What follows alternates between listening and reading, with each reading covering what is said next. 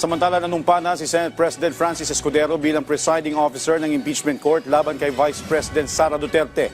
Si Daniel Manalastas sa sentro ng balita.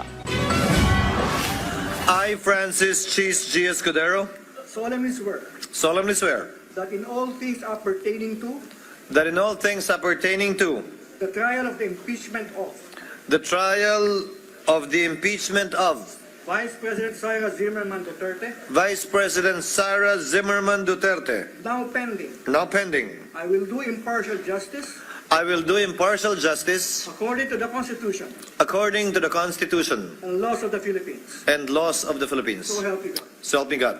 Sa hinabahaba ng debate ng mga senador, nauwi rin sa panunumpa ni Senate President Francis Escudero bilang presiding officer ng impeachment court. Para yan sa impeachment trial ni Vice President Sara Duterte. Naging mainit ang talakayan kahapon sa sesyon ng Senado.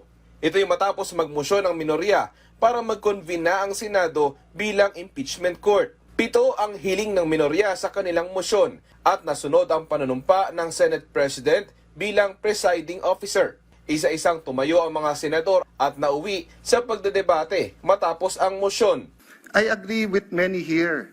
Wala tayong choice for with, but I disagree na sa Tagalog agad-agad ang for with. Immediate yung agad-agad. This motion will only take up a little of our time. Ang gusto kong mangyari, hindi tuloy-tuloy ang ating, if we need to do some preliminary matters before the trial action, ang trial action meaning to say may witness, a witness stand, mayroong direct examination, cross-examination, malayo pa yan. Kung hindi na kailangan magbigay ng notes because at the end of the day, we wanted to protect and give importance to due process. Hindi po ako abogado. Ako po ay madalas akusado. Ako po ay ex-convict. Kaya ako po ay sanay sa korte. Ang ilang senador iginiit na idaan na lang sa botohan.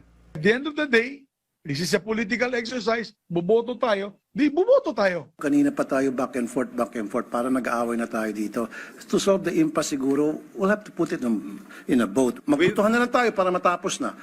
Baka abutin tayo hanggang madaling araw. Ang isa pang naging ending ng mga debate, nagkasundo ang mga senador na ngayong Martes, manumpa naman ang mga senator judges. Pero paglilinaw ni Senator Joel Villanueva, constituted pa lang ang impeachment court at hindi pa nagko-convene.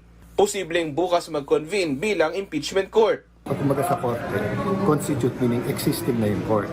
But kung hindi, nag-umpisa ka na. Inaasahan naman ni Cayetano na mas maraming debate ngayong araw at bukas. Daniel Manalastas para sa Pambansang TV sa Bagong Pilipinas.